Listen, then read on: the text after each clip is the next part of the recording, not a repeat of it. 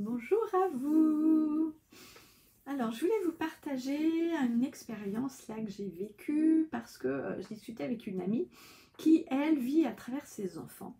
Et cette amie-là, en fait, elle était très euh, en colère après sa fille parce que sa fille ne voulait pas forcément être avec elle à Noël et que ça lui posait aucun problème à sa fille de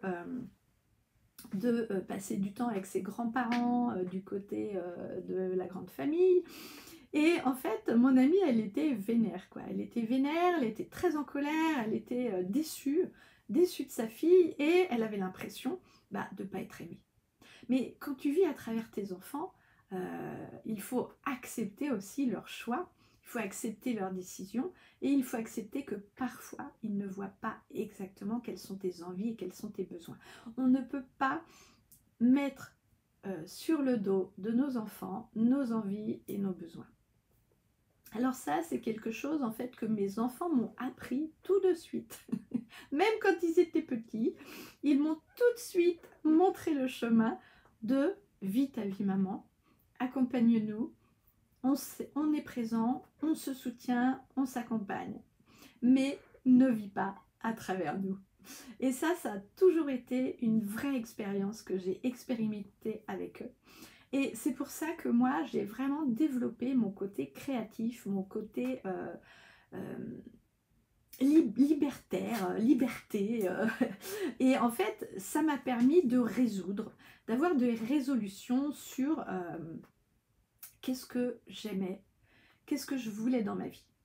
Alors là, je suis en train de ranger pas mal de choses dans ma maison et je me dis, mais en fait, quand je range, les seules choses que j'ai gardées de mes 18 ans, c'est mes bouquins des beaux-arts, c'est mes pinceaux, c'est mes crayons de couleur, c'est mes dessins en fait que j'avais fait quand j'avais 18 ans. C'est tout ce côté créatif. Vous voyez les cadres, moi je suis toujours entourée de cadres, j'adore aller au musée. Et ça, c'est quelque chose que j'aime, la culture par l'image, la culture par justement la beauté. Et j'aime partager ça en fait avec des amis, j'aime leur faire découvrir ça, la beauté, se retrouver dans des endroits où tout est beauté, tout est simple et tout est volupté. Alors, j'espère que vous êtes une femme, vous êtes un homme, vous avez envie en fait de vous reconnecter à vos rêves inachevés, vos rêves de beauté, vos rêves où vous allez pouvoir explorer votre côté créatif pour se réaliser, pour rayonner. Alors le côté créatif, qu'est-ce que ça veut dire pour vous?